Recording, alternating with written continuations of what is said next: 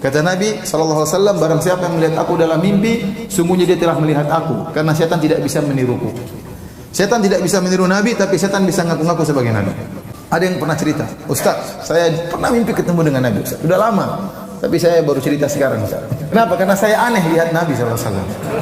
Gimana? Jadi saya ketemu dengan Nabi SAW, ada beberapa orang, dia bilang saya Rasulullah SAW. Tapi waktu saya lihat Nabi pakai songkok nasional, kemudian pakai sarung.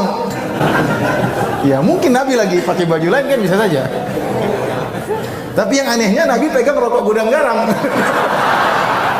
Iya, makanya saya bilang subhanallah. Nabi sempat-sempatnya iklan rokok gudang garam. Saya bilang coba sarungnya merek apa itu, coba lihat. Masih ingat nggak? A'udzu billahi minasy syaithanir rajim. Bismillahirrahmanirrahim.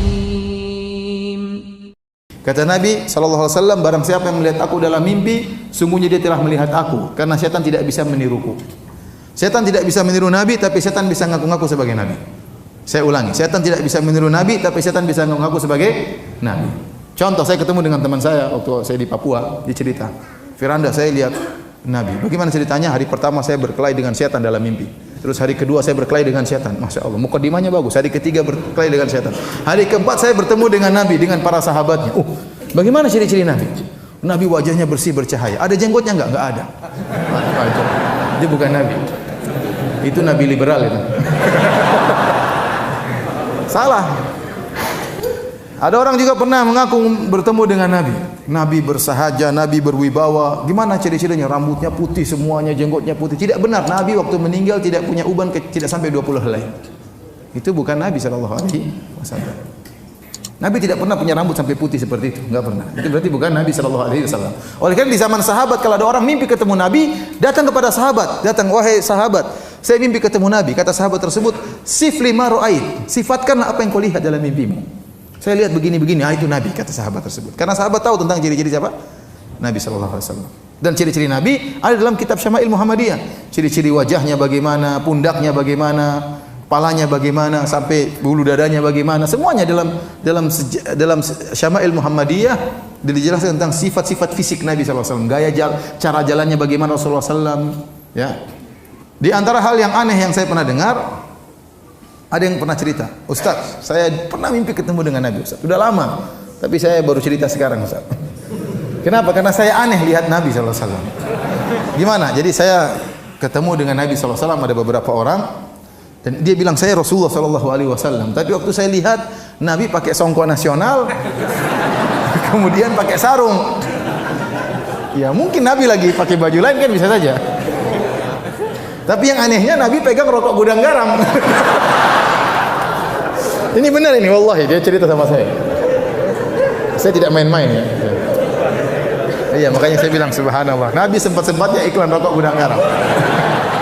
Saya bilang coba sarungnya merek apa itu, coba lihat. Masih ingat nggak? Sekarang baru saya yakin itu bukan Nabi. Jadi saya bilang memang setan tidak bisa niru Nabi, tapi setan bisa ngaku sebagai Nabi. Akhirnya banyak akidah rusak gara-gara ini.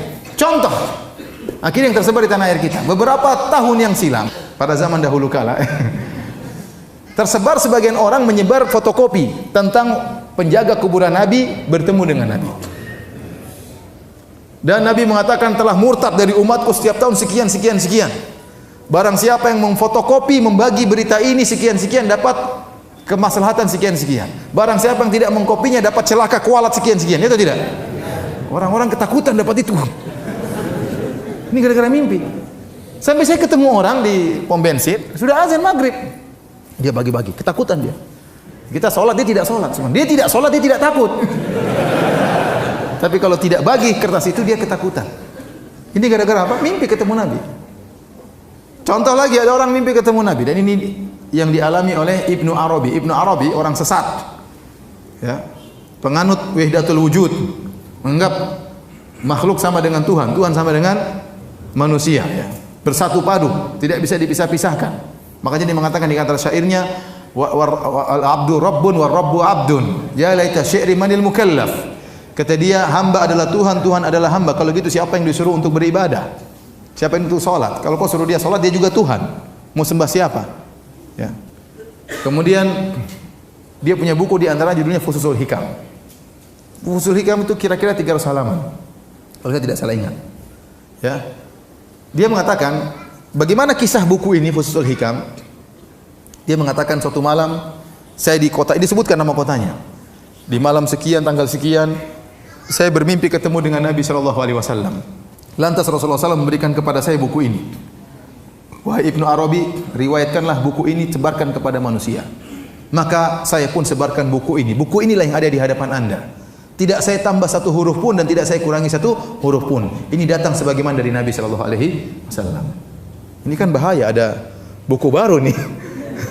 Cetakan baru, cetakan dalam mimpi ini dibagi sama Nabi sallallahu alaihi wasallam, kemudian dia sebarkan. Dalam buku tersebut disebutkan Firaun masuk surga. Subhanallah. Ini benar ini. Dalam buku tersebut Firaun masuk apa? Surga. Karena Firaun mengatakan ana rabbukumul a'la. Aku adalah Tuhan kalian yang maha tinggi. Dan benar itu perkataan Firaun tidak salah karena Firaun juga Tuhan. Kan keyakinan dia wahidatul apa? Wujud. Kata dia wahidatul wujud itu seperti ombak di lautan. Ombak ini adalah mungkin kita lihat ada ombak yang tinggi, ombak yang rendah, ada buih-buih, semuanya dalam satu lautan. Sama kita melihat alam semesta ini, ada si fulan laki-laki, perempuan, ada gunung, semuanya satu kesatuan. Dan di situ juga ada Tuhan, tidak bisa dipisah-pisahkan. Makanya waktu Firaun mengatakan saya Tuhan kalian yang maha tinggi, maka Firaun benar dan dia masuk apa? Surga. Ini ngawur seperti ini. Dari mana? Dari mimpi dia ambil. Ini buku diagung-agungkan oleh orang sufi. Buku ini. Karena berbicara tentang ini, tentang hakikat, tentang macam-macamnya, ya. Antum bayangkan masuk akal atau tidak? Dia bangun tidur, Nabi kasih buku berapa? 300 halaman. Apa dia langsung pegang buku? Kan enggak kan? Berarti dia bangun langsung dia catat. Iya tidak? Berarti mimpinya lama atau tidak? Mimpinya lama kan? Baca 300 halaman mimpinya lama itu. Ya kan dia tidak bangun dia pegang buku kan tidak kan? Berarti waktu dalam mimpi dia baca. Satu hafalannya kuat, baca, begitu bangun dia catat. Luar biasa. Tapi demikian juga sebagian orang mengaku mengambil akidah dari Nabi Khidir. Oh, Nabi Khidir masih hidup. Terus ketemu dengan guru saya. Terus Nabi Khidir ajarin macam-macam. Ya ini saya sekarang mengamalkan. Loh, benar yang ditemui gurumu Nabi Khidir? Ya benar. Dari mana kamu tahu Nabi Khidir? Dia ngaku sebagai Nabi Khidir.